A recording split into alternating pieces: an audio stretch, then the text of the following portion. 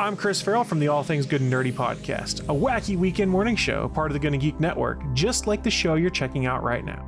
Shows on the network are individually owned, and the opinions expressed may not reflect others. Find other awesome geeky shows over at GonnaGeekNetwork.com. Welcome to episode 284 of Better Podcasting.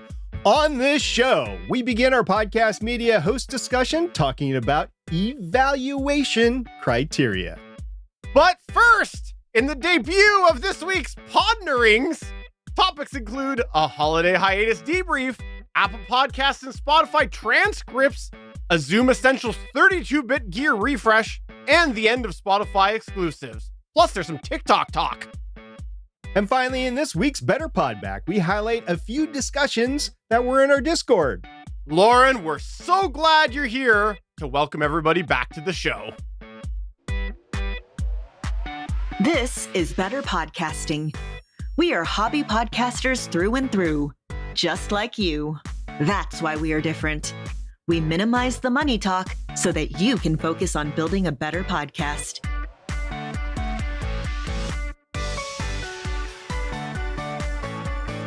Yes, it's 2024 and we are back with an all-new episode of Better Podcasting. I am Steven and I'm pleased to say SP is here as well.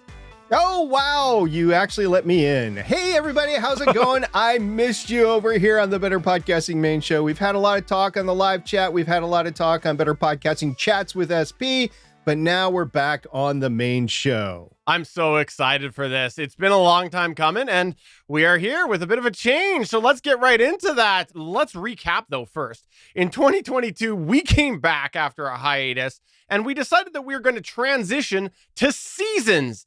This is something we did because we'd planned to alternate between this show, the Better Podcasting main show, as well as the live chat show. If you don't know what the Better Podcasting live chat is, that is our show that we started years ago. That is an unedited podcast chat. It's mostly unedited. Occasionally there's a little bit in there, but we usually talk random topics. And we decided we were going to alternate back and forth between these. So we did that through 2022 into 2023 until really we got to season 3 of Better Podcasting live chats that was supposed to basically hold us over the summer 2023 before we came back in the fall with season 4 of the Better Podcasting main show. But hey, sometimes life happens and we'll skip all of that nonsense just to say that we kept going with the live chat through to the end of the year. And then we took our previously discussed planned December break. This gave us time to assess Better Podcasting, right, SP? After thinking about our shows, what we like about podcasting, what we like about our show, and what we want to do with our show, which is help hobby podcasters, and even a little subtle testing on the back portion of Better Podcasting live chat in late 2023, we decided it's time to make some changes, at least for this season of Better Podcasting. Well, what did we decide? First, we decided that we really like engaging with our audience on various podcast-related topics. Some of our favorite parts of this show is when we get feedback from our listeners about topics that we discuss. We also decided we like having a bit of a more produced focal point to discuss. We also got feedback from multiple listeners who said they enjoyed some of the more loose feel of the Better Podcasting live chat, but we also recognize there was a large history of people who enjoyed the pick apart a topic concept of the Better Podcasting main show. But we've never hid this before. The reality is that the Better Podcasting main show takes a lot of effort to produce. Now, Steven takes care of the lion's share of the post-production for the actual show itself, but both of us are involved in the pre-show planning, the script writing, as well as the research that goes on before and after the show. And as we've mentioned before, this was one of the big reasons we started doing the seasons approach, to give us a break from the Better Podcasting main show. The reality is, as hobby podcasters, we have weeks that come up that are more difficult than others to manage to put together a comprehensive document or a script for an episode. So guess what? It's time to make some changes.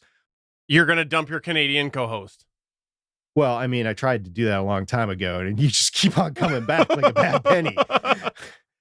We're going to try to merge some of the key concepts of the shows that we've done, while also considering that we want to still carve out some space for more produced, researched segments.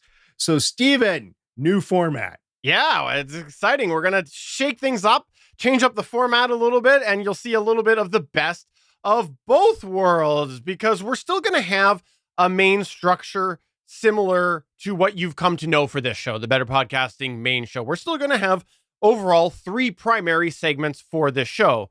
But where we used to have the Better Podcasting download section being the second part of our show, this was the area that we talked all about some of the latest podcast news and whatnot. We're now actually going to be leading with that going forward on this show. So your podcast chatter is going to be more upfront and in a format that plans to be a little bit of a hybrid of both the Better Podcasting and the Better Podcasting live chat. We do plan to have a little bit of back and forth on these different topics in this opening segment. This is something that we're going to be a little more structured, a little more strict than we were on the Better Podcasting live chat, but a little more flowy than we were previously when talking about some of these topics in the Better Podcasting download. So does this mean that the Better Podcasting download segment is being retired? Yeah, it basically does, because we are going to be renaming that a little bit because it's going to be a little bit different. The Better Podcasting download used to be one main piece of podcast discussion, but this is something that it will be a little bit of a podcast chat. But we don't want to reuse that word too much because we already have that all over our site. So I think instead it'll be more like podcast ponderings, if you will, podnerings. That's what we're going to call it, is the podnering segment. As long as we both can actually produce it without stumbling over our own tongues. Absolutely. And this means that our featured segment, the thing that we used to have at the front of the show, will actually come second and will be shorter in length than it used to be. And we got some fun, exciting things planned for this season, don't we, SB? Just like the previous seasons, we plan to make an overarching theme. The featured segment will be a smaller portion of the show, and it'll give us an opportunity to be hyper-focused on one specific topic as we see fit. Well, what's the season segment going to be? We'll talk more about that later when we get to the segment. A little tease there. And of course, we'll still continue to feature some Better Podcasting listener feedback in the Better Podback section. We love dedicating an area to the Better Podcasting listeners within the show, and that would be the Better Podback section. Plus, we love the name, Better Podback. Better Podback. That is one of our favorite segments, Better Podback. Podback. Longtime listeners of Better Podcasting will know that we are big advocates for getting your show launched so you can start to get the feel for it and figure out what works and what needs to be tweaked over time. Since this is a bit of a format shift for us, we expect we will have some similar learning. So don't be surprised if you see us slowly tweaking things and we get a better feel for the new format. And this also means we would love to have your feedback on our format change. What areas do you like? What areas do you miss? What areas do you think should be there that we're just not doing? So all of that feedback is important to us. What does this all mean about Better Podcasting live chat? Well, this means that going forward, we're going to be putting Better Podcasting live chat on a shelf, just in a box, on an indefinite hiatus, and focus on finding the right balance on this show right here, the main show, Better Podcasting. Will it return one day? Maybe, maybe not. We'll be making an announcement over there about that show on that feed, but it's safe to say that for now, it's going to start collecting dust. And I don't know if Stephen or I are going to be like doing any dust. I mean, do you have any end dust? I mean, I do, but I don't know if I want to use it on my podcast microphone. Anyway, we also want to note that while Better Podcasting Live Chat was largely unedited, we plan to continue putting more editing and production into this main show, even in the segment called the podcast chat. Podcast ponderings section. What does that mean? Will we abandon the seasons approach? Well, we'll be modifying it a bit. We plan to make the seasons more so around the themes that produce the segment that we're talking about, but we don't want to overcommit. We want to feel this out, this new approach, and we'll hopefully have a better plan on that in the future.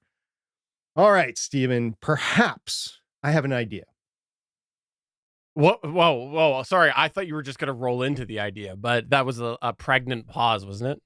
It was to get your feedback back on something I said, to get some back and forth going. Okay, let's try it again. Go ahead. Okay. But you know what, Stephen? Perhaps. Yes. Sorry, you were saying? Okay. In our debut of the podcast chat section, we'll have a little bit of Christmas break chat.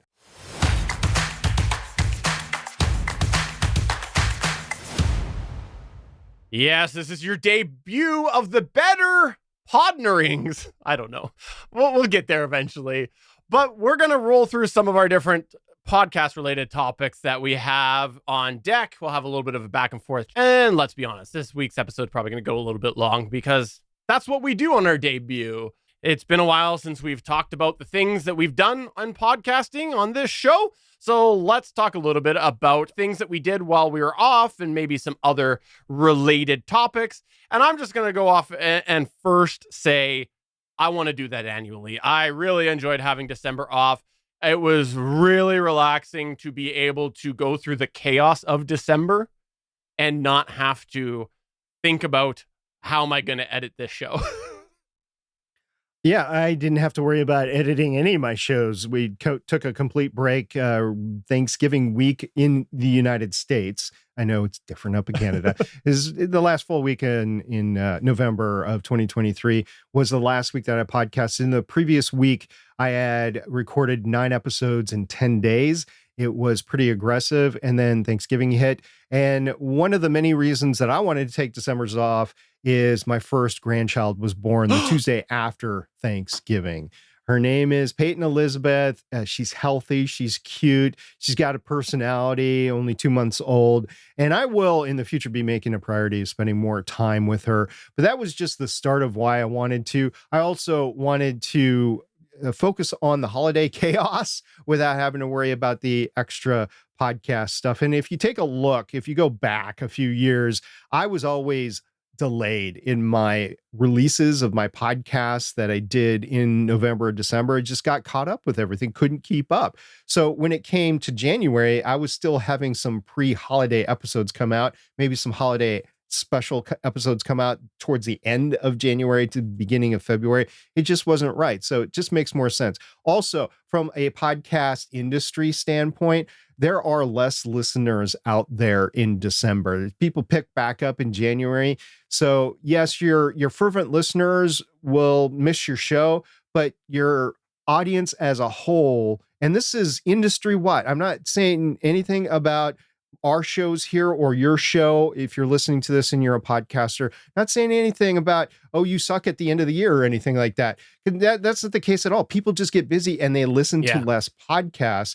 So why put yourself through declining downloads and just finish strong before Thanksgiving in America and then come back in January? I think that was pretty big. Also, my son was with me. He does not live in the state anymore, but he was here. He was working remotely. He actually took a couple of business trips. We watched his dog. He was here that entire time. And I got to say, I got to spend a lot more time with him than I would have had I been podcasting. So I really enjoyed that time with him. I also had some things going on at work. We had a big open house. Our facility is not open for the public, but we were allowing friends and families to come in. So that was a big thing that I had to do at work. And there's more, but that's like the main, just the start of it. And we'll get to the rest of it. But Stephen, what do you got next? Yeah. What else did you do? Well, it also gave me a bit of time to chip away at some of the projects that I had to do that were,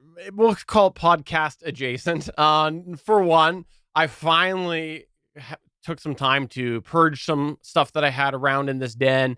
And pack up some stuff as well in the den, like some audio gear and things that I know I'll want to dig out eventually, but it shouldn't just be sitting on a shelf. So I actually got it packed away a little bit and stored away, which is nice to get that cleaned up a little bit. And I also managed to chip away at a couple projects we talked about on the Better Podcasting live chat before that ended, including I finally got OBS upgraded. I previously mentioned that I tried to upgrade OBS before, had all my templates break. I thought I'll try it again. And I did try it again and it worked. So whatever the new version had must have fixed whatever broke with my previous attempted upgrade. And then I also got my true NAS box, which is my new NAS storage idea. Well, it's been floating around for a while. Finally got that launched, but I do still have a little bit of work to do with the whole 3-2-1 backup thing. But I'm glad I got that on there. It's nice to have that in my garage, which was good because it produces quite a bit of heat. So while it was cold, it was kind of nice, heating the garage a little bit without a heater running. How many drives do you have in it, and what's the capacity? It is 32 terabytes, and it is I don't remember how many it is. I can have 2 fail. So someone do the math on that. But I can have 2 fail, and it is 32 terabytes. Wow, that's pretty big there. Yeah. And then the other thing is, I have to say, for Christmas, I got a couple of random podcast related things, which was pretty awesome. I look forward to utilizing them. Number one is the Elgato. What the heck do you call it? The Stream Deck pedal. The Elgato Stream Deck pedal. Couldn't remember what it's called. Literally have it right here. And I haven't hooked it up yet, but that'll be great for our live stream. And then I got a couple of smart lights that I hope this is the year that I make the physical backdrop happen in. So I got a couple smart lights that are intended for eventually getting the physical backdrop back. And those were really the big highlights that I wanted to talk about because we got some other things that I want to talk about. So I'll forfeit my other couple points. Okay. Well, I had an extensive job interview. We've talked about this before with hobby podcasters. It just was fortunate that it happened at a time that we were in hiatus that wasn't planned. It was the most extensive job interview I've ever done. I've talked to a lot of people about it and they're like, wow, you had to do what sort of thing. So unfortunately, I didn't get the position, but it wasn't because I failed in the interview process. It's because I was neck and neck with somebody else, and then somebody else actually had more recent experience doing exactly that job. So they gave it to the other individual instead. And I would feel good that I was at least competitive because it's the first major interview I've had in quite some time. So that was cool. And I do plan on interviewing again in the future. I'll let everybody know how those turn out as I get informed of what has happened post-interview. My daughter graduated from college, so we had the entire family over here. That was a week-long thing. She's a nurse, so there was a pinning ceremony, there was graduation, there was parties. So it was pretty cool. And this is after the baby was born, so everybody got to see the baby and everything. It was a major event. And then after all that, I thought I was just going to relax. I was going to have time to sit back, enjoy the holidays, have a few adult beverages, and then fiddle around with my podcast. But you know what, Stephen? You know what happened? What happened? You thought of me and then you cried. I thought of you and I got COVID. That's what happened. Oh, it sucked. It impacted the holidays. I'm still recovering even today. I'm a little bit more fatigued than I should be. There's soreness every once in a while.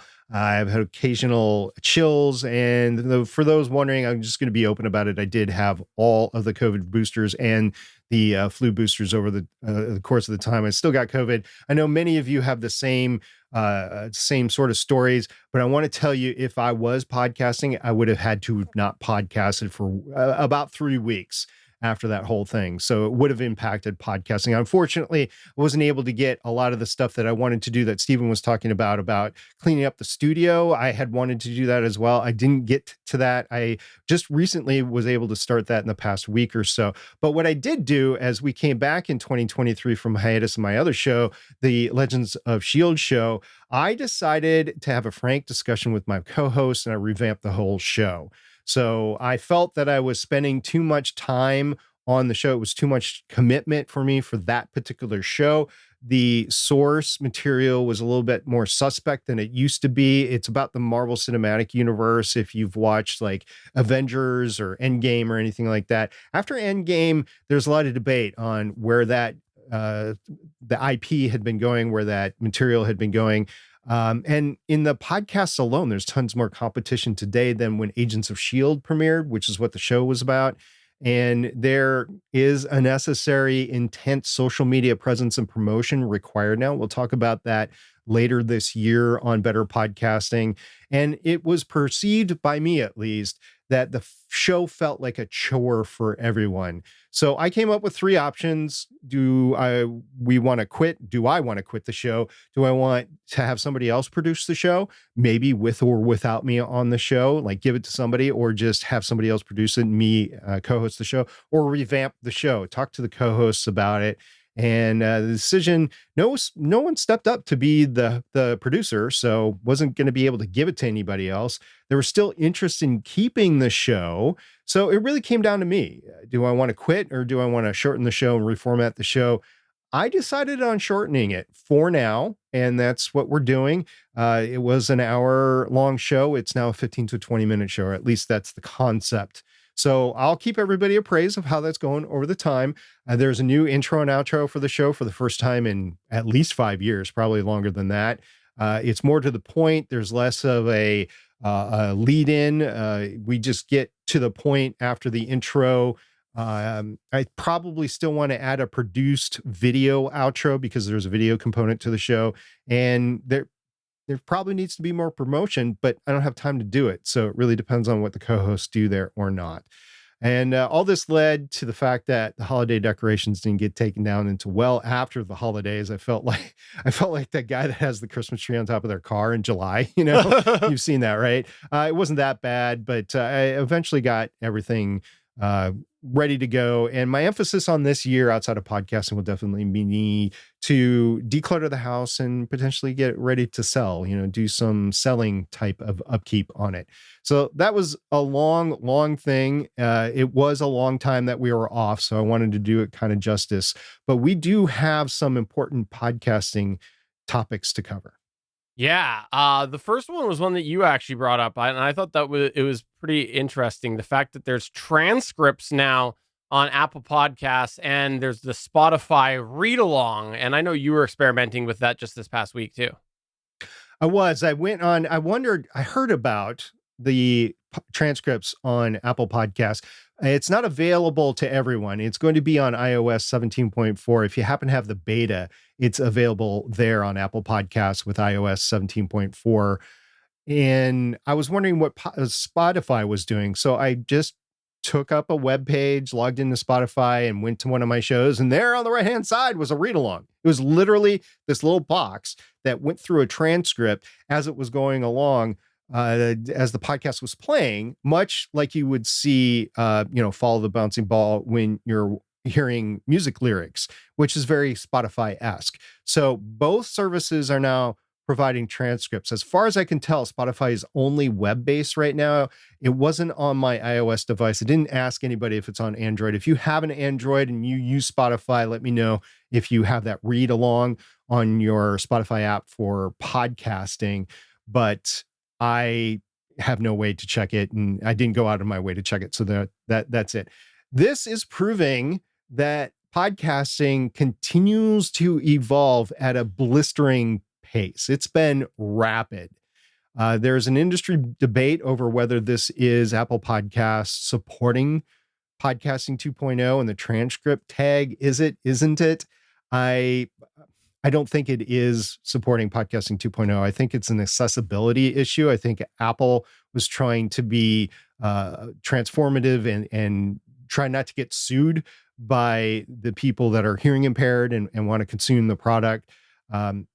They are generated transcripts from what I've seen, which means there will be mistakes in there. Now, with Apple Podcasts, I don't know about Spotify, but with Apple Podcasts, you can download the transcript, you can make the corrections, and you can re-upload it, and that would be your transcript file there. Or you can take whatever transcription you were doing before, if you're comfortable with it, and load that up, and that would be your transcript. I think it's a little bit too much work for hobbyists. I think most hobbyists don't want to put that much work, because not only do you have to promote, like I was talking about before, but you have to actually produce the podcast, which means you have to come up with the content, you have to record, you have to publish it. And now you add on this whole transcription thing afterwards. For hobbyists, it's too much. So you need to take a look at the transcript. And if it is so bad that you can't stand it or it's misrepresenting what you're saying, you might want to spend some time on it. I'm not planning to, because I don't think I haven't really taken a look at my own stuff, but I don't think it's that far off and it's that bad. And as a final caution note on this, I want to point out that if you want to remain anonymous, and this continues to be a discussion in podcasting spaces, if you want to be anonymous, or if you want to stay private from work and just not give your name, oh, watch out. Watch out. The transcripts is just a part of the overall ability for a corporation to be able to search for you and your content on the web. Right now, it's transcripts. In a few years, there might be voice recognition thrown in there as well. I don't know what's happening in the future. So if you are planning on podcasting for a long time, you want to remain private from work or anonymous from work for whatever reason, either the content isn't work safe or you want to bash work or whatever, watch out. I mean, we've been talking about this for a long time. People have gotten fired for saying stuff on podcasts before, but now there's this whole drive for transcription. There's this whole drive for, like I said, maybe voice recognition with AI in the future. Yeah, I would watch out, because I don't think, and we've said this before on the show, I don't think you can remain anonymous with podcasting anymore. Yeah, especially with the video craze. But I have to say that I am excited about this. I still have all the concerns I have about the idea that someone's trying to create one project in one medium and it's being maybe consumed in another, as well as people, it increases people's ability to rip things off when there's transcripts and stuff. But I think that putting this onto the distributors like Apple and Spotify, I think that's the right decision for accessibility, because you've seen for a while things like on Android, they started creating years ago. Google started adding the live transcripts, I think they called it, or the live something or another, and it was basically Google Assistant driven. Any audio that was coming through the phone, it put up on the screen, and yeah, it was okay. Wasn't always the best, but it was there for any sound, any music, any voice that was coming through the phone.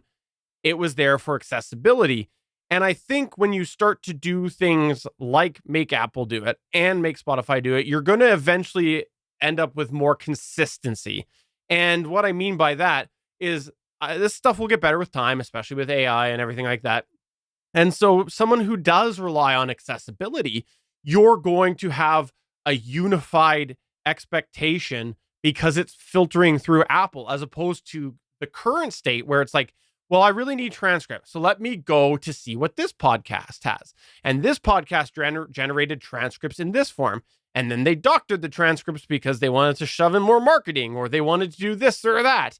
And then they went to another podcast and it was a completely different experience. So I think for inclusivity and accessibility, I think this going through the app that someone is using to consume their podcast makes sense.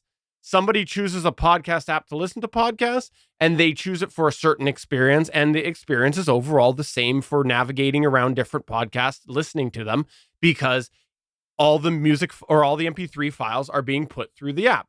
Now this is another layer with transcripts. And so hopefully eventually this gets to the point too that if someone is messing with their transcripts, this will just filter through it and continue to offer a uniform experience for people who depend on it. So I think it's good.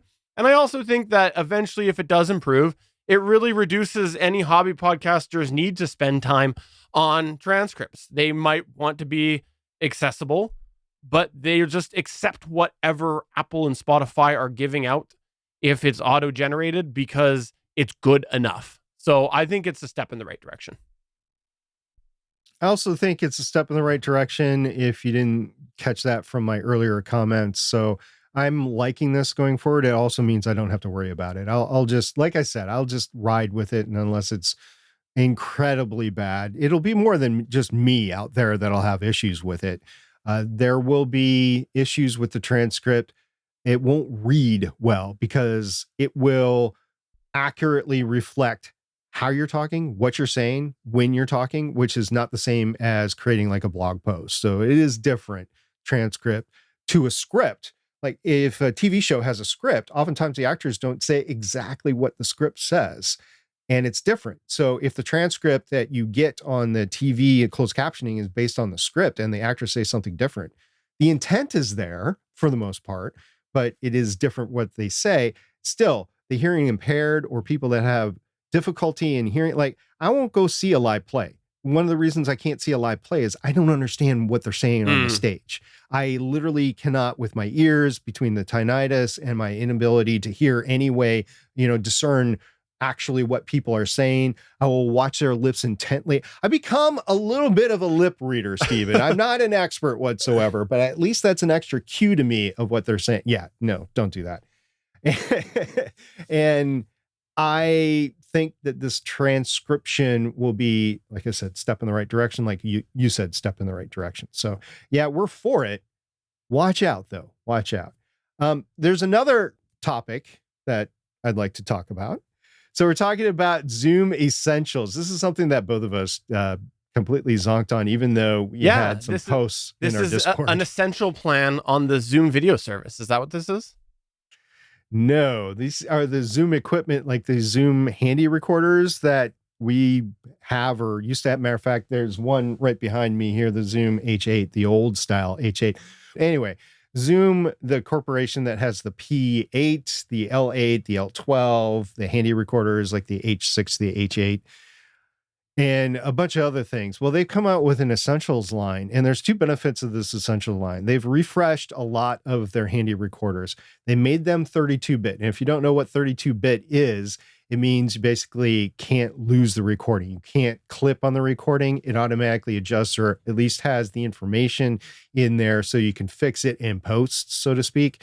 So 32-bit recorders. And then also, I confirmed at least what they said on their website is that you can use them as audio interfaces and record at the same time. Now, that said, I have not confirmed that it will record the incoming stream on one of the channels.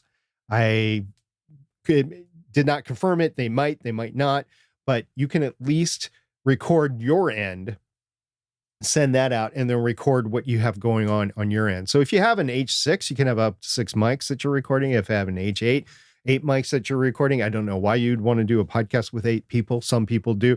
And then you can stream it and you can record on your computer or use StreamYard or I don't know, whatever you want to use, Riverside or Zencaster or something like that, Clean Feed, to record both sides on separate tracks.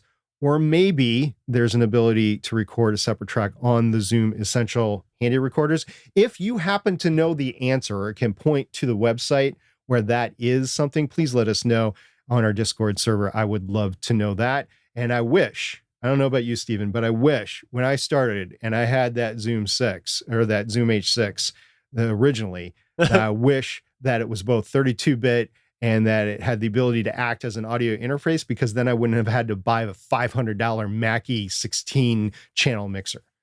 Audio interface, yeah. 32-bit, I still think for a hobby podcaster, not needed. But for the average hobby podcaster, I will say this. They look modern. Finally, they look modern. The other ones were looking very dated. They did a couple of refreshes on some of their H1. I think it was the H1 and the H6. They did a refresh a few years back and looked very similar with a different color paint. These look a lot more modern. And I noticed on their list, they actually put as the feature, quote, "The Essential series was designed with accessibility for blind and visually impaired. Navigate the menu with audible descriptions through the built-in speaker or headphones. Creators can choose English, Spanish, French, Japanese, German, Italian, or Chinese," end quote. So I love that. I think that is such a handy feature to have. And I think that's cool. I hadn't ever thought of that until I saw that blurb.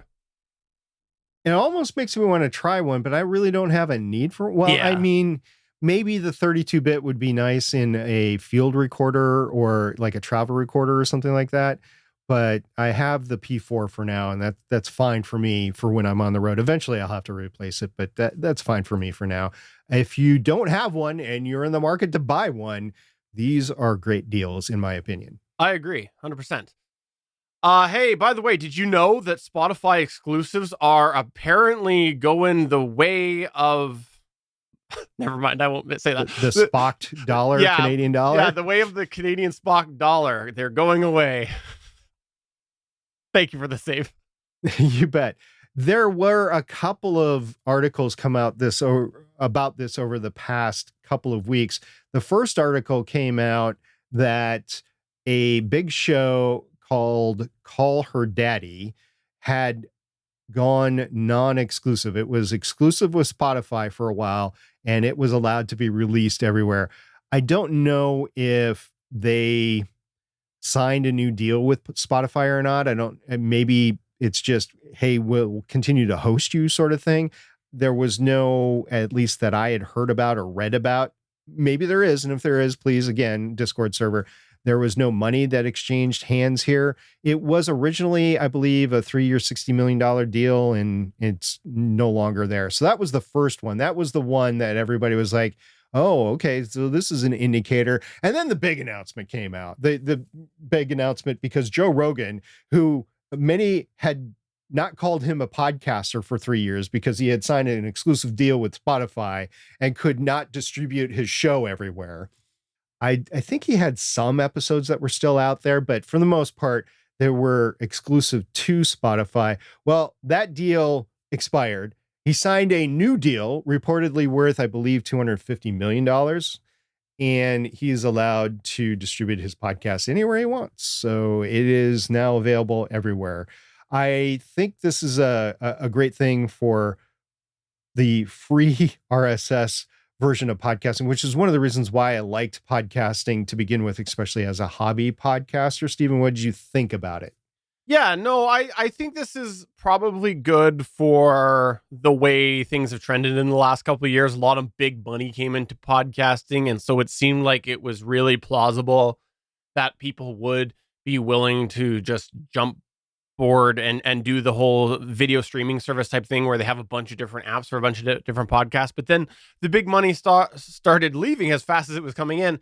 And so I think that this makes sense that you're going to see some of this distribution go out further, just because it probably wasn't as easy for them to get people to switch over to using Spotify, who are really locked in to the platform that they liked. And so I think that this evens things out back to a little bit where they were, where you can expect to use whatever your chosen podcast app is for the majority of big shows out there. I do not subscribe to the idea that you have to have an RSS feed to have a podcast. I think that is a very old and antiquated and out of date idea. I think that podcasting is different now. And so the idea that he was not a podcast when he was exclusive, the idea that if somebody is putting a podcast up on Patreon and you can only get it through Patreon, I think that's a legitimate podcast. And so I don't think that was a valid point. However, I do think this is probably overall good for podcast consumption to have these big podcasts back out everywhere again. It's kind of evens the trend a little bit, I think. I will say I called it because we discussed this 3 years ago, and I said walled garden podcast approach is not going to work because you don't have any free content available for people to buy into the walled garden architecture. Over time, you're just going to lose people that are paying for the walled garden, and you're not going to replace it with anything because there's nothing out there to say, hey, you come over here and you pay for your Patreon or your Spotify account or whatever. I called it. I said it was a stupid idea and I didn't think it was going to work. It didn't work. I don't have an exact audio clip, but I know I said it multiple times on this show. So there, I'll go back in the transcripts and I'll find it. How about that, Steve? Okay. If you didn't know this, we stream this live when we record, usually on Wednesdays at 4:15 p.m. Pacific, 7:15 p.m. Eastern. And in the chat, we have SP's Resurrected Beard. He is watching as we stream, asking if we know if the shows that were created during the exclusive period are now general public. I haven't seen anything. Have you? I haven't either for any of the shows. I don't know if they are. I think they are, but I don't know for sure. So again, if somebody knows, please let us know in the Discord and we'll talk about it on the next show. I do believe there is power in RSS, as I said before, and I understand what you're saying, Stephen, and I agree with it, that if you don't have an RSS, you can still be called a podcast, because that's what the general public is calling shows like that. But I think there's power in the RSS, because there's nothing stopping you from grabbing that RSS in a podcast reader or podcast app and getting that RSS, whether or not it's being distributed through Spotify or Apple Podcasts or something like that. So there is power in having a free RSS. There's no gatekeeper, so to speak. You still have to find the RSS feed to grab, copy, and place in your podcast player, but it is not dependent on having it in a distribution source. Now, that said, I think you're stupid if you don't try to have your podcast in Apple Podcasts and Spotify and YouTube Music and Amazon. I think those are the big four out there right now. And if you're not in those, you're really limiting your distribution. However, you don't need, like, if you get quote unquote canceled, your voice can still be heard out there. And as I've always said, watch out. The moment that these directories, especially those four that I just mentioned, the moment that those directories start charging you as a podcaster, doesn't matter if you're a hobby podcaster, independent podcaster, professional podcaster, charging you to list your RSS feed, that's when the architecture starts to fail. Not necessarily because you can't get the RSS feed, because you can still get the RSS feed, but it's just not available where people are going to get it. So you can't be searched where people are searching for podcasts in there. So I still say, watch out for that day, because that's the day that podcasts in general start to get muzzled. And for hobbyists wanting to transition to independent or full-time podcasters, by the way, the ad revenue may not be able to support you fully. I think that's a thing that's coming out. If you're looking for takeaways from the Spotify non-exclusivity thing, Spotify couldn't afford to keep these shows going because their ads were not supporting these shows. So we're not monetized on Better Podcasting. We don't talk about monetization, but I think that's a good takeaway from here, is that if you think you're going to stay at home and work off of ads, there's some people that can do it. So congratulations. I really do applaud you. But for the most part, this is proving that it might not be viable for all shows. And my recommendation to you, if you want to go down that path, is diversify your earnings. And the last thing we want to talk about in the debut of our Better Podnerings, it's TikTok. Why are we talking about TikTok? Well, there's a couple points that came up on TikTok that when I read them, I immediately went, this is so related to podcasting. We got to make sure to associate this with podcasting. And there's really two things that happened in the TikTok world over the last week. And TikTok is huge. Like it's a huge blow up of a social media app in the last few years. So I think it's important to see what trends are happening on something that does carry such big weight right now. And you can kind of extrapolate that a little bit. And the first thing is a company called Universal Music Group. They are a music group that has the licenses to a whole bunch of different music. They pulled all of their music on TikTok because there was a failed renewal of the agreement. TikTok and Universal Music Group could not come to an agreement to renew the music licensing agreement. They have different interests. They both want to save a buck. That's the power of negotiation. And this was a retroactive thing. So why do I mention this? Because there is a lot of social media people out there on TikTok that have built their brand based off of this catalog that was available to use. People could go in and legally use music on TikTok, and people built this brand using certain music. And this removal of the Universal Music Group library is retroactive, meaning all of those past videos are no longer available to be heard. They can be seen, but they say that they're muted because there's no copyright license for them.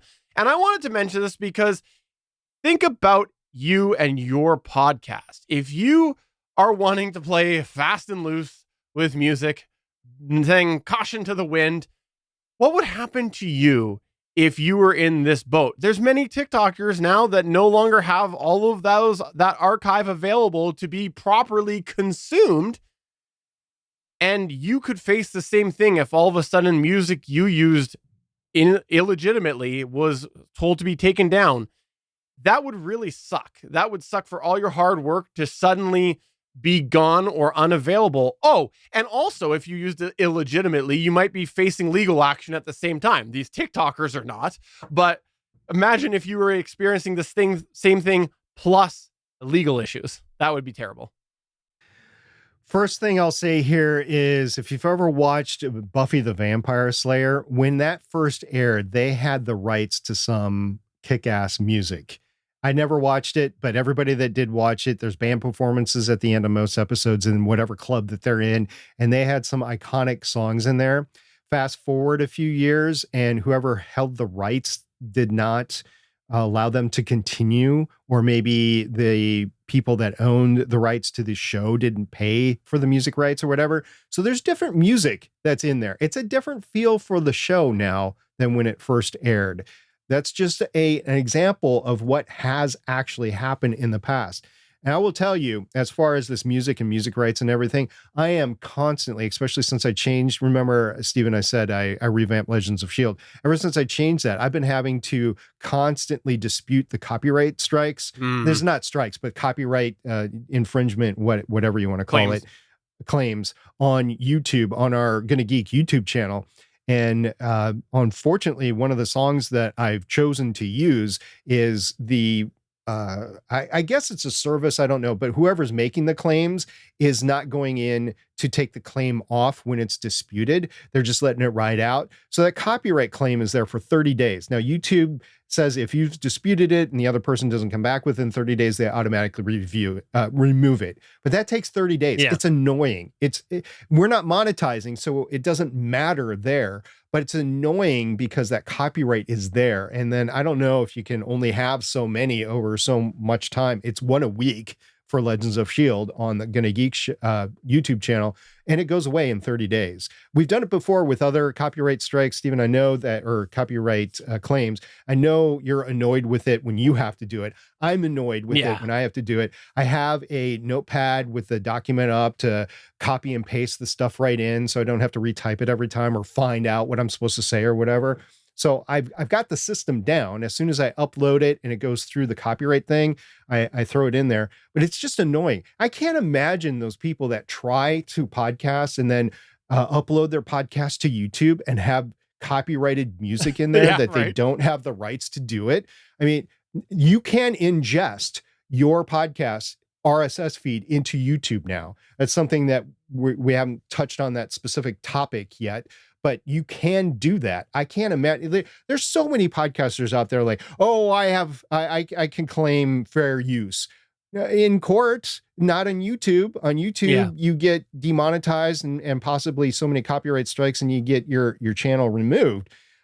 It's real. You have to fight it. And there's people that have said, oh no, it's no big deal. I'm telling you, and I've told you this for years, the listeners, Stephen, you agree with me, is that AI is making this more and more difficult. So if you think you can get away with it, you're not. Eventually, they're going to catch up with you. They're going to go through your back catalog and they're going to remove it. So just keep that in mind. Music rights are real. And this, I'll just say that there are different movements out there to deal with it. I know Podcasting 2.0 is one of the ways. We're not really talking about that. There's this whole streaming for money or Bitcoin sort of issue out there, and that you can split the rights to whatever music holder is out there as long as they are in some database that agrees to it. So there is a way to do it. You can also podcast with music through Spotify, but only Spotify. So that's another way, but it's annoying having to deal with all this. I'm so glad you bring these up, because another way you were able to create content with music was to go on TikTok where they had an agreement, and that worked until it didn't. And so that's what I'd like to see with these couple options that are out there now in 5 years' time. Will they still have agreements? And if not, what will happen? The second thing I just want to quickly mention, long story short, TikTok has been encouraging creators to create widescreen video for some reason. And this is on a platform that is vertical. It's like it was built on vertical. So I'm curious to see what that purpose is. Are they testing something? Are they maybe coming for YouTube? I'm curious, but I was just very interested that they started to encourage some creators last week. They said, we'll bump your video or boost your video if you end up doing widescreen content. And so I want to follow that trend and see where that's going, because a widescreen video on a vertical platform is a degraded experience. I have a theory. The theory is that they know that there are so many people out there that are trying to copy us and Joe Rogan, us predominantly, yes, and Joe Rogan, by having shows that are streamed to like Twitch and YouTube that are horizontal video.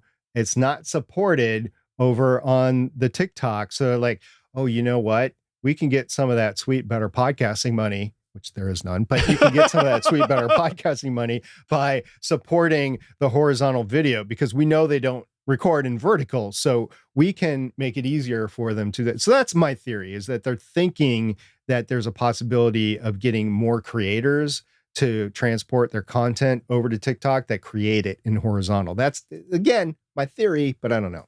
Could very well be. So we'd love to know what's your thoughts on all of these topics. Yes, we'll admit this debut edition of Better Podnerings went longer than it usually will. However, it's our first episode back and we're going to do what we want. Let us know. Email podcast@betterpodcasting.com. Find us on our socials over at betterpodcasting.com/contact.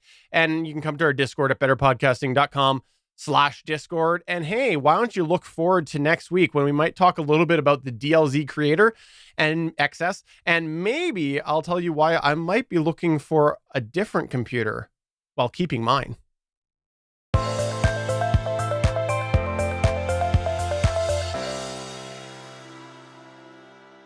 All right, so this is our new segment section, which is nameless at this point, and that's just the way it's going to be. But here's what we've got going on at this point. This is going to be a fun season because, as we mentioned, we will be theming this segment over the course of the season, however long that may go. And what we're going to be doing is a weekly segment about media hosts. And this is admittedly because we are actively shopping around to get to move on from Libsyn and move our show, this show, to another platform. And we thought this was a good exercise for us to do and talk about on Better Podcasting. There's been a lot of change in the media host space as well since we last talked in depth about media hosts. And there's been a lot of shift in people's needs and reliability and whatnot in the podcast space. So we want to take this opportunity to go through a bunch of different media hosts, look at them, do a little bit of surface reviews on them, and hopefully by the end of it, we will actually pick one that we enjoy and are going to move through, or move over to, I should say. So each week we will talk about a media host. Occasionally you might get a week in there of other podcast media host related content. But overall, each week, we do plan to talk about a specific media host. Now, we've already created a bit of a short list, right, SP? Yeah, we have a short list of media hosts that we want to explore, and we will promote the next one that we're going to look into each week. We're planning on taking this in a fluid dynamic basis, depending on the feedback that we received. So we'd love to know who you think we should consider as a media host, taking into account our criteria. And because of that, your list might bump our list might bump your list. We'll see. And that's why we want to keep it dynamic. And we're going to keep it close hold what we're actually going to do for the long term. We've got an idea of, I forget what it is, something like 13, 14, 15 media hosts that we want to look into, but we don't even know if we'll get that far. So how is this going to work overall? We created a list of criteria considerations that we want to look at for evaluating each media host. This is something we put together based on our experience.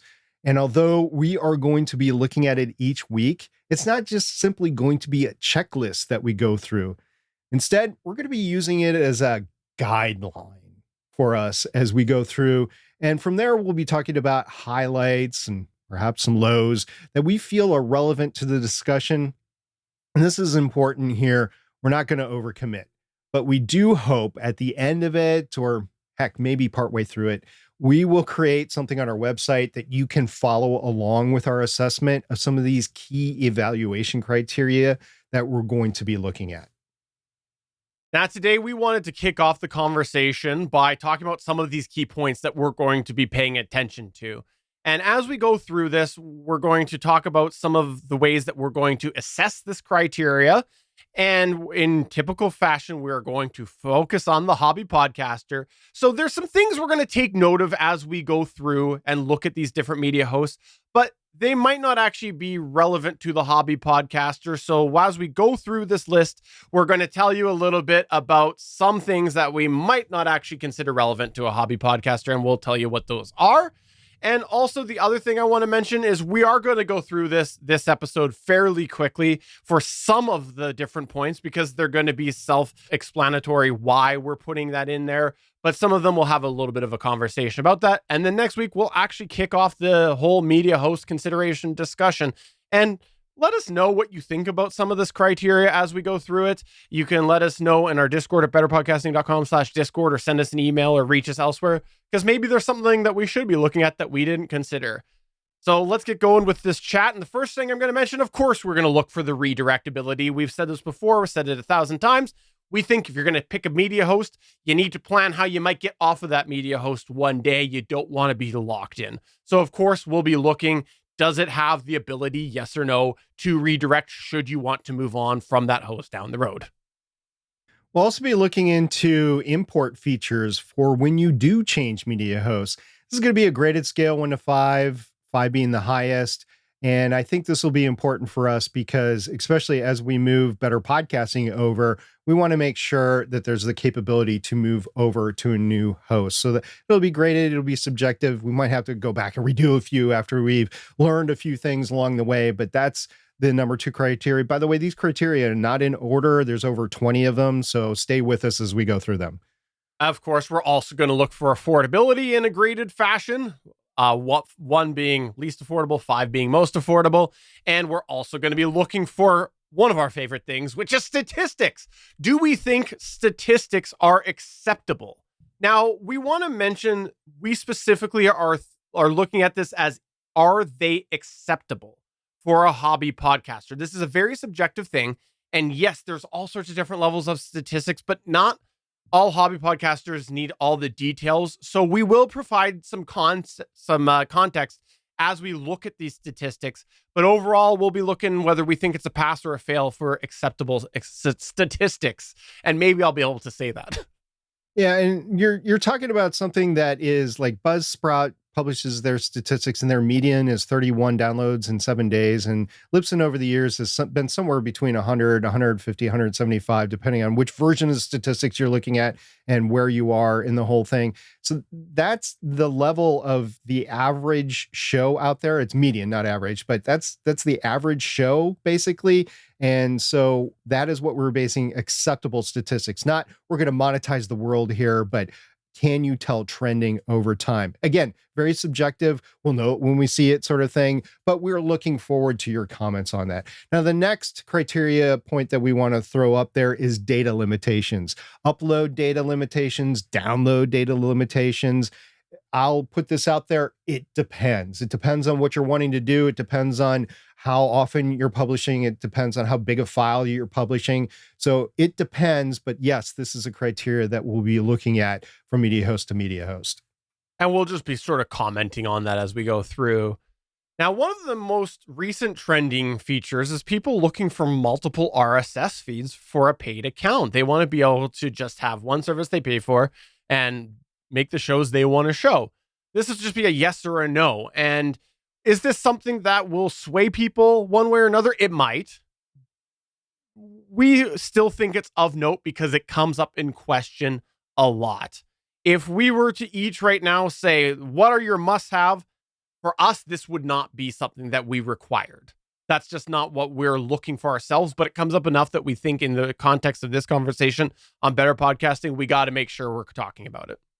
Yeah, and I'm leaning towards more of at a personal level. I want something with multiple RSS feeds, but for Better Podcasting, not necessarily. And as for Spotify for podcasts, I'll tell you right now, no, you can't have multiple RSS feeds the way it's configured. But It's free. So you just create a new email account and you can get a new one out there. So that's how we'll be treating that. Also, we'll be looking into whether the media host provides a website for you or not. This is yes or no. And yes, it's a criteria we'll be looking at. Now, this is one that's subjective, and we're going to pay attention to this out of curiosity, but we think that it's not really something that probably will sway things either way. So it's of note, and it's just might be a discussion depending on what we find, and it's where the company is located regionally. And this, we want to take note because some people it might matter just for specific reasons like supporting a certain country, or maybe for legal reasons. They want to make sure they're supporting something that, or having their media on something that was in their region. So it's something we'll pay attention to. Yeah, there are people out there that are anti-American. There are people that they're out there that want to support local businesses, whether they're European or Australian. There's Canadians out there going, hey, I want a media host out there. So yeah, it's something that we'll be taking of note. Also, customer support. This is going to be difficult for us to mention, but we can take comments along the way, at least into account. Is it timely? Is it accurate? That sort of thing. So it's something that we'll be taking into consideration. And if there's a bunch of people out there that says, no, this is the worst customer support out there ever, then that's something to say, maybe you should steer clear. All right, this next one is one that we will likely make sure to mention all the time, even though it goes against everything we talk about on Better Podcasting, and it's whether or not there's monetization options available.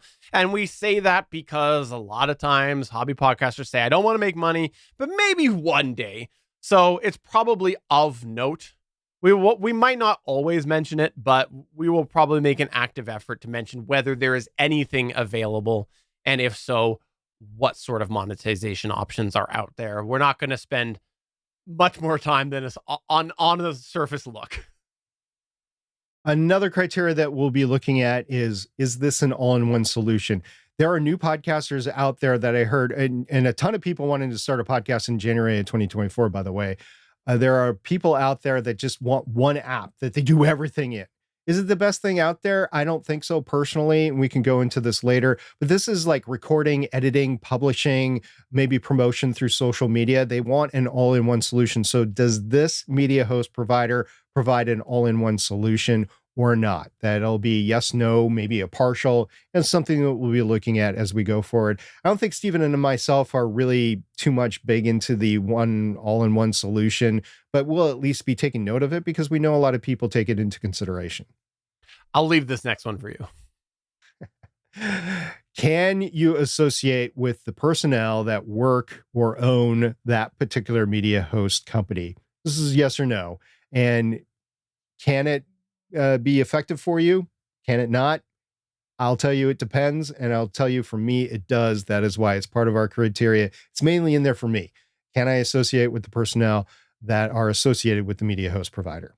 And just to expand on what we mean by associate, we mean, are you comfortable being associated with those people, even in an indirect way? Because, there might be some form of controversy that we look up in a history of a media host. And for us, we go, that's not for us. And so anyways, that's what we're getting at with that.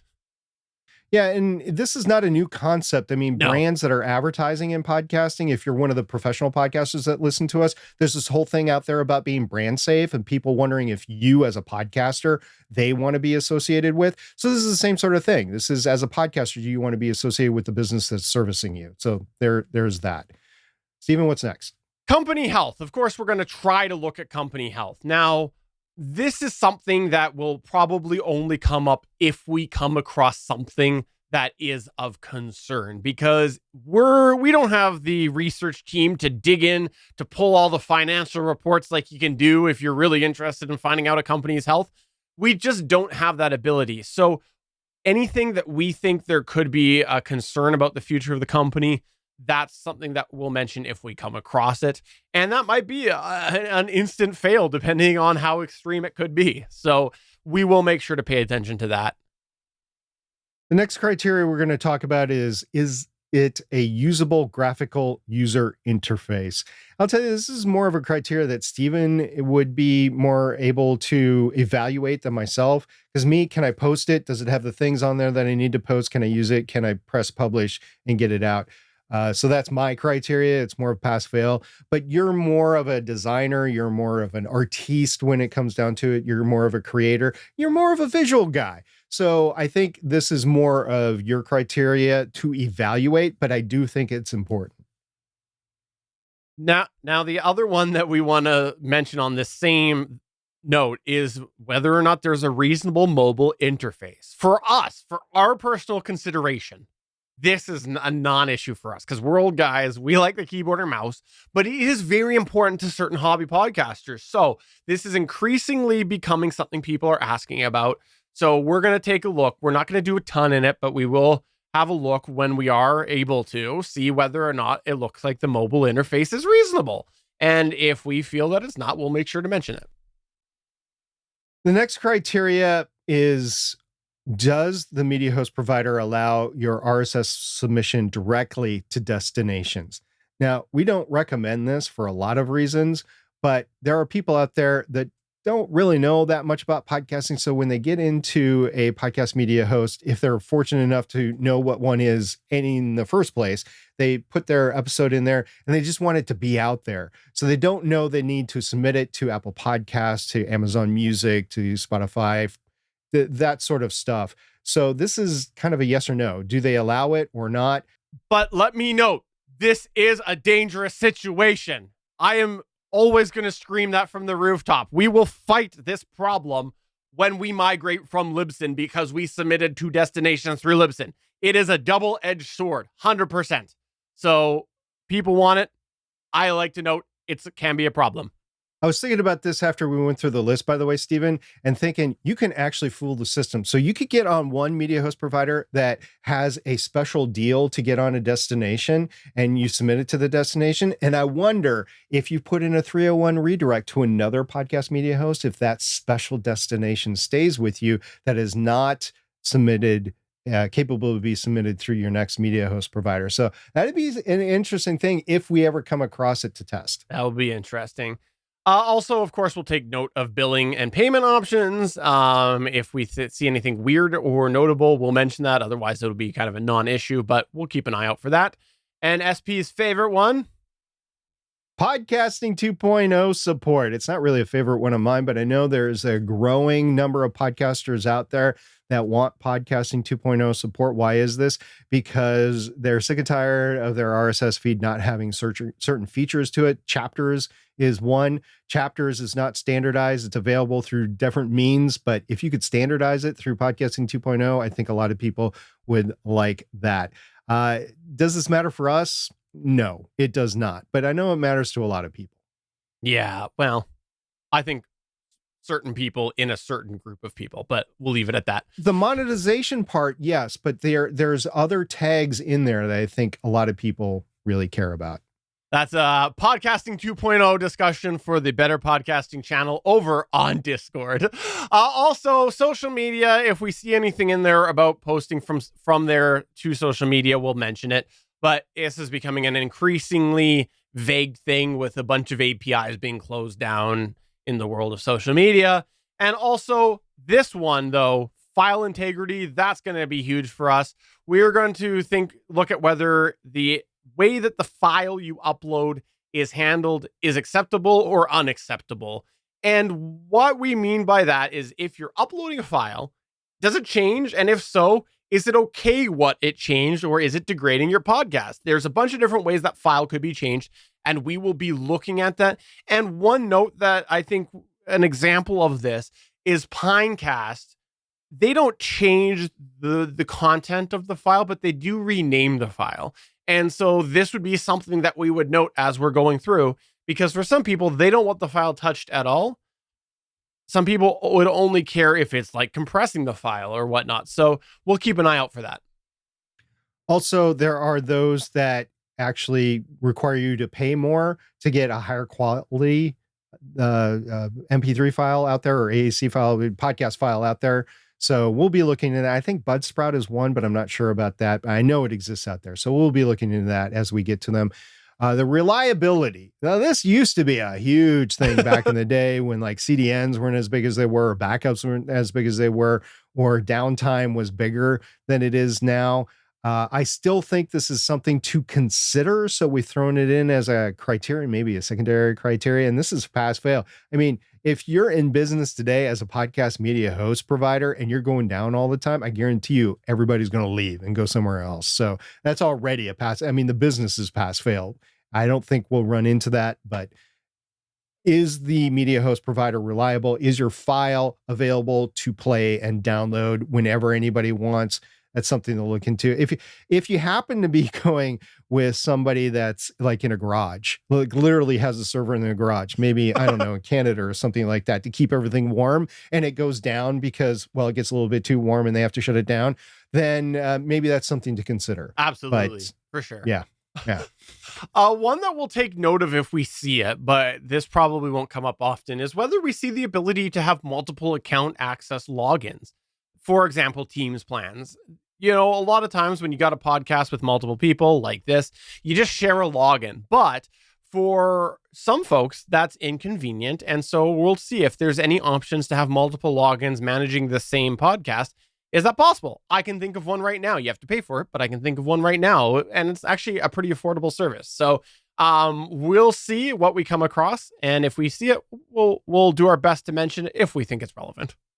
Yeah, there's also different levels of access into the podcast that could be because the multiple different accounts. So again, we'll look into that. I am looking forward to seeing what's available. The next criteria is what file types are supported. Is it just MP3? Do you have WAV files that are supported? Are AAC files supported?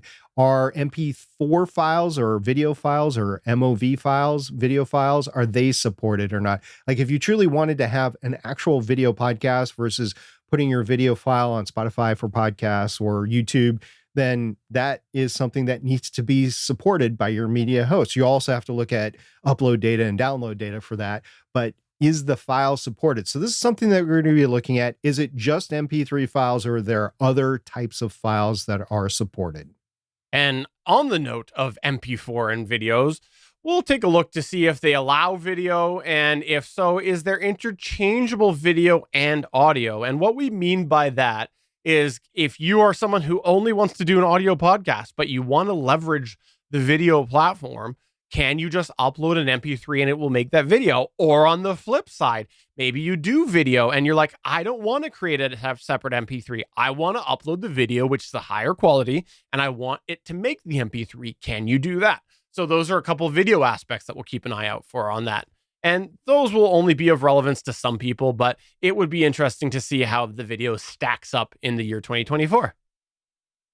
The next criteria we're going to be looking at is episode tags or ID3 tags for your podcast media host. Do they generate it for you or not? It's yes or no. Now, does this really matter? For us, it doesn't, because we generate our own episode tags. Both Stephen and I do. Is it needed in this day and age? That's very, very debatable. And I would be okay with agreeing with somebody that says no. Why do I like it? Because I like my own files to be organized on my own hard drive. So I like them to have like episode numbers in them and stuff like that. So I do take the raw file. I do use tag and rename, and I do put ID3 tags or episode tags in there. So yeah, I'm still struggling for that use case in this day and age, with less and less people actually downloading it to a device, whether that matters for the user or not. The second to last one we're going to mention right now is dynamic audio insertion. Now, we're not necessarily just looking from the ad perspective. We are looking at if you're a hobby podcaster and there's something you might want to change in the future, can you easily do that? The last audio criteria or media host criteria we're going to be looking at is whether they have paid subscriptions or memberships. This goes along with the monetization that we talked about way up above, but yes or no? And then if yes, what does that exactly look like? Does this matter? I will say it depends. I know there's people out there that would like to provide their community with some way to give back. I know there's some people out there that just use Patreon because that's like where the bulk of people go. I know there's people out there that use YouTube memberships, and because that is where the bulk of their audience is, and that's available there. So really, this is us looking at what's the realm of the plausible. Does it matter for us? No, it doesn't, because we're not going to use it, but it might matter to somebody in our audience. So we'll at least be mentioning it as we go along. So now that we put everybody to sleep talking about all of these, Stephen, what's coming up next week in this segment? Yeah, we're going to start off kicking off looking at Podbean. And so we would love to know, what of these things we've mentioned are you most excited about? Because again, we're not going to do that every week. We're not going to run down the list. It's just a boring way to do things. After maybe the second episode, everybody would hate that.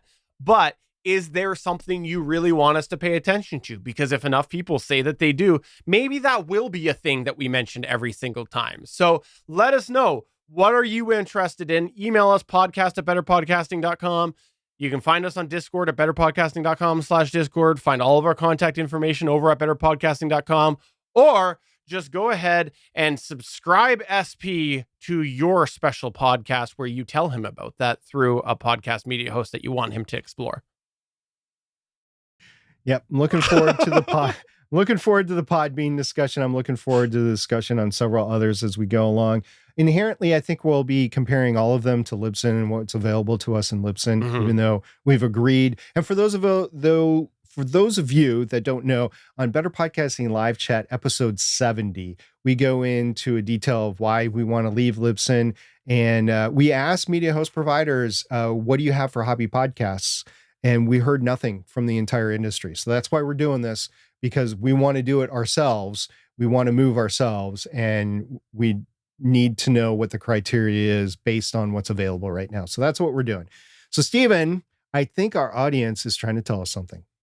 This is where we here at Better Podcasting turn the show over to you as we run through some of your feedback. We call this segment Better Podback. Yeah, that one stays. We are here to start off about Twitch in a podcast app. Yes, that's right. Damian, the DM, told us that he had received an update to his podcast app. I'm sorry, Damian. I always forget which app it is you use, and I always ask you, and you always tell me, and I always say I'm going to try that, and I always forget to try it. But Damian had an update to his podcast app, and in the changelog for it, 2024.2, which was on January 22nd, 2024, it said, new, you can now subscribe to a Twitch channel by pasting its URL into the app. And you know what? I am remembering it is Podcast Addict, off the top of my head, without any prompting in our live chat at all. Yeah, it's not like Damian, the DM, actually put in a chat that said it's Podcast Addict in there. I was going to tell you it's Podcast Addict anyway.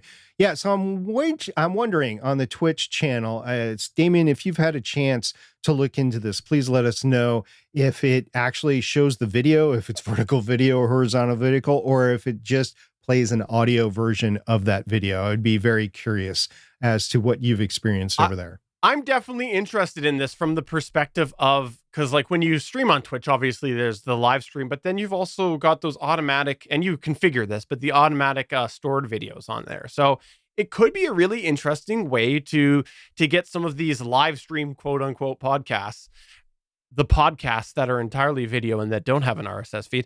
It could very well be for a way for people to subscribe to one of these Twitch exclusive podcasts. One of the concerns I would have with this is the same concern I had back in the day, and they've changed, but Spreaker can only store so much. And I believe Twitch, it's either 2 or 4 weeks. I can't remember what it is. And then the video goes away. So you're not going to be able to download that audio file or video all the time. It'll just be available when it's available, unless Twitch has changed. And if it has, I would like to know. For sure. We also had Suncasts in our Discord. He asked a question asking if anybody had any recommendation for a free teleprompter software for iOS. So we didn't have any answers, but if you have an answer, please come to our Discord and let him know, or send us a message elsewhere and we'll pass that along. That is an interesting thing. I don't know if I ever mentioned it. A few years back, I ended up buying on sale a teleprompter thing that was meant for you put your phone in and then it works with your webcam and everything. And I never used it. It's still in the box. It's I think in my closet there because I didn't want to risk smashing into it and breaking it. I had planned to do that for when we were doing videos and stuff, and then I didn't. Yeah, I don't know if it would work with my workflow. I know there's some people out there that want to have a more, I don't know, newsy sort of talk show look at it where you want to make it look like you're not actually reading off of a monitor or something like that. So I know there's people out there that are like that. And I'm not going to say you're wrong. It's a way to do it. And it's not how I choose to do it. But I know that is why a lot of people like teleprompters. I'm just not obsessing about it myself. Yeah. Johnny also sent us a message about World Radio Day, didn't he, SB? He did. He said, February 13th is World Radio Day. On a few of the earlier World Radio Days, Hindenburg had discounts on their software and upgrades to their software on that day previously. What I recall is that they did not last year. I'm considering upgrading to their new Hindenburg Pro version if they had a decent upgrade or price this year. Anyhow, you may want to watch Hindenburg this year to let your audience know if they have a special this World Radio Day. And, you know, back in the day, they had one kicking special. They had no idea that people were going to take advantage of it. I want to say it was Hindenburg Journalists, which is the lesser of their capabilities. And this is like 7-8 years ago. I don't remember how long ago this was. They had Hindenburg Journalists available for $20, which was a huge deal. They had so many people take advantage of it that they admitted that they made a mistake because they didn't have that clientele to invest in their software as they went forward. Now, they've changed their software. They've upgraded it. You have to buy in new now if you had one of those old licenses. And they have never had a deal that good. But I have heard of deals as good of 40, I want to say 50, maybe 60%, which is a cool deal if you are into checking out Hindenburg. And from what I've seen with Hindenburg, it depends on your show flow or how your workflow is as well on whether it's good or not. But yes, this is a good shout out, Johnny. I had completely forgot about World Radio Day, and usually Hindenburg does have some sort of a deal that day. Damian in our chat does confirm they did not last year. So we will continue the Better Podback segment as people chime in feedback and whatnot. We'll continue doing it in the same way that we always have, which is curating a bunch of interesting comments that come our way. And if you have anything, please let us know. You can always watch us when we do live stream, which is usually on Wednesdays at 4:15 p.m. Pacific time, 7:15 p.m. Eastern. However, keep an eye on our social media because next week it might be Tuesday. We will get that locked down and let you know one way or the other pretty soon. But usually it will continue to be on Wednesdays at 4:15 p.m. Pacific, 7:15 p.m. Eastern. And follow us on all of our different socials. We are scattered, like social media currently is. And I'll admit, I am not as active on the social media. I know there's a lot of podcasters out there that have gotten dissuaded by their activity on social media and they just didn't see the return on investment sort of thing. And for me, it's simply there's too many and I need to niche down and I don't have a lot of time to begin with. So if I could choose one or two to go with, then I should go with that. And spoiler, Threads is looking like it's the head of the pack right now. And I did not think I'd say that 6 months ago. Yeah, I think this is an interesting point to bring up actually at the end of our show because I thought Threads was the most comfortable for me to use out of the like that and Blue Sky and whatever other ones. I thought that it was the most easy way for me to find other people. And I like to do that. I like to find other people on social media. However, the conversation just felt like it was in a can. Like it just was not good. And like I found Mastodon felt like I could really curate conversation that I wanted to see. But Threads, I went back to it a few weeks ago and I'm just like, wow, feels normal. Like I'm not hunting out conversation. This is conversation I'm interested in and I kind of feel like, and I don't know, it just feels alive now, which is surprised me to a degree after the big plummet of big boom, big drop off. Well, I'll tell you, about 10 days ago, as we record this episode in February 7th, 2024, about 10 days ago is when Swifty Nation moved over from the X to Threads. So that's probably where you're like, oh, that's where my Swifty conversations have gone. They're all on Threads now, so I want to be over here. But I will agree with you. It's been a little bit more organic, and maybe that's... And I hate to say that, but the algorithm is getting to know me a little bit better and able to say, hey, look, these are the conversations you're interested in. And I have no qualms of saying that this is not important. I don't want to like this, or I'll like posts specifically because I want to see more of them. And I've seen posts say, hey, dear algorithm, here are the things I'm interested in. And they list it. I don't know if that works or not, but I don't know. You might want to try it if you're not seeing the right things over there on the Threads. That said, I still have Mastodon, I still have Blue Sky, I still have the X, I still have Threads, I still have Instagram. It's a lot. Yeah, I agree. Well, that's going to go ahead and wrap it up for a long debut 2024 episode of the new Better Podcasting format. Thanks for checking it out. Thanks for staying to the end if you're hearing this, and let us know what you would like to see changed, what you liked, and we will be massaging it as we go. So, for episode number 284 of Better Podcasting, I'm Steven saying thanks, everybody. I'm glad to be back on here, even though SP tried to kick me off.